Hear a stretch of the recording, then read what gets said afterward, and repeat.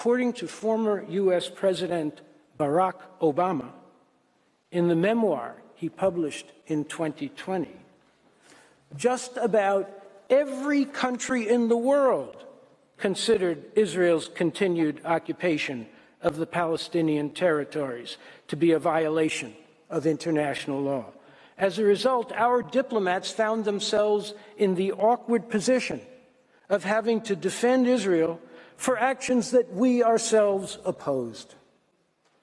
This is exactly what the United States is doing, again, in these proceedings. Mr. President, members of the Court, the evidence is before you. In the written submissions of the State of Palestine and dozens of other states and international organizations, and in the voluminous materials supplied to you by the Secretary General, and it is indisputable. Under the umbrella of its prolonged military occupation, Israel has been steadily annexing the occupied Palestinian territory, and it continues to do so. Its undisguised objective is the permanent acquisition of this territory and the exercise of sovereignty over it in defiance of the prohibition on acquisition of territory by force. The evidence is not only indisputable, it is of the highest probative value. Investigative reports of authoritative United Nations agencies, reports of the Secretary General, resolutions of the Security Council and the General Assembly, legislative and administrative acts by the Israeli government, and public statements against interest by the most senior government officials, admitting that Israel's objective is sovereignty over all the territory east of the Green Line and its incorporation into a single Jewish state from the river to the sea.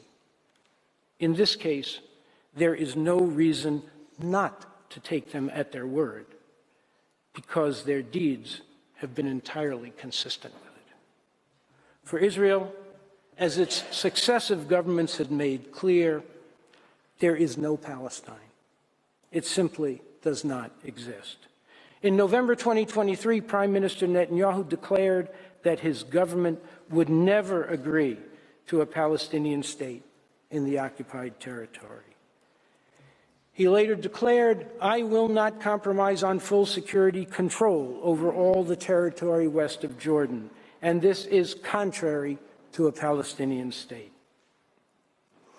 Israel's intransigence was confirmed by its staunchest ally in December 2023, when U.S. President Joe Biden publicly lamented that Israel's leaders, quote, "don't want anything remotely approaching a two-state solution."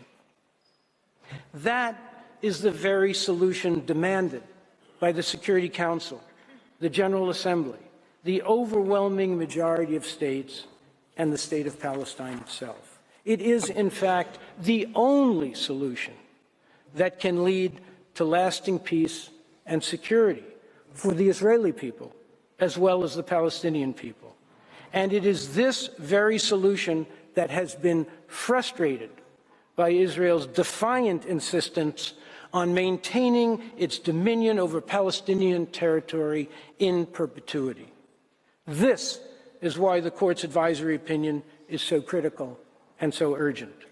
The best, and possibly the last, hope for the two-state solution that is so vital to the needs of both peoples is for the Court to declare illegal the main obstacle to that solution, the ongoing Israeli occupation of Palestine, and for it to pronounce in the clearest possible terms that international law requires that this entire illegal enterprise be terminated, completely, unconditionally, and immediately.